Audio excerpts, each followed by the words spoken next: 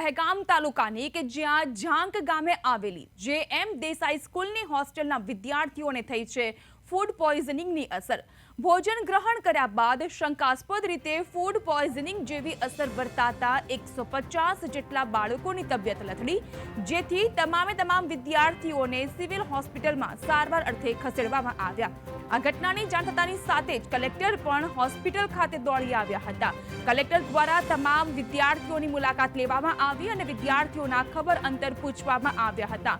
જો કે જે.એમ. દેસાઈ હોસ્ટેલના વિદ્યાર્થીઓ એક બે નહીં પરંતુ 150 વિદ્યાર્થીઓને ફૂડ પોઈઝનિંગની અસર થઈ હતી। હાલ તો તમામ વિદ્યાર્થીઓ સારવાર હેઠળ, તમામની હાલ તો સ્થિતિ સ્થિર કહેવામાં આવી રહી છે। સવારે બાળકો જમ્યા પહેલા થોડું એમને આંખે ઝંકાશ જેવું લાગતું હતું કે સાહેબ દૂરનું દેખાતું ક્લિયર દેખાય છે પણ નજીકનું થોડું ઝંકાશ લાગે છે।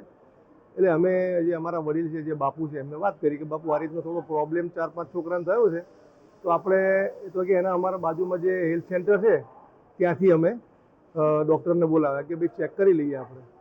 એમને ચેક કરતાં થોડા વધારે છોકરાઓને એવું લાગ્યું કે ભાઈ બીજા છોકરાઓને પણ થોડો એવો પ્રોબ્લેમ હતો, તો પછી એ લોકોએ એવું જજમેન્ટ લીધું કે ભાઈ આપણે એક કામ કરો, આપણે છોકરાઓને કોઈક આપણી જે સિવિલ હોસ્પિટલ છે ત્યાં શિફ્ટ બીજા ડૉક્ટર આવ્યા, એમણે એવું કીધું કે ભાઈ આપણે ઓબ્ઝર્વેશનમાં ત્યાં રાખાઈએ, જેથી કરીને છોકરાઓને કંઈક રાત્રે ગમે ત્યારે વધારે તકલીફ થઈ જાય તો અચાનક દોડવાની તકલીફ થાય, એટલા માટે અહીંયા ઓબ્ઝર્વેશન માટે અહીંયા લાયા।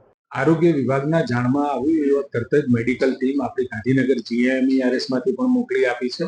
અત્યારે તમામ બાળકો સ્ટેબલ છે, કોઈ પણ પ્રકારના હેલ્થ ઇસ્યુ નથી, પરંતુ આ બનાવ કેમ બન્યો એની તપાસ એ ચાલી રહી છે અને એના માટે જે નિષ્ણાતો એમને મોકલી એના ફૂડના નમૂના, પાણીના નમૂના વગેરે લઈ અને ફર્ધર ઇન્વેસ્ટિગેશન આપણે કરી રહ્યા છીએ।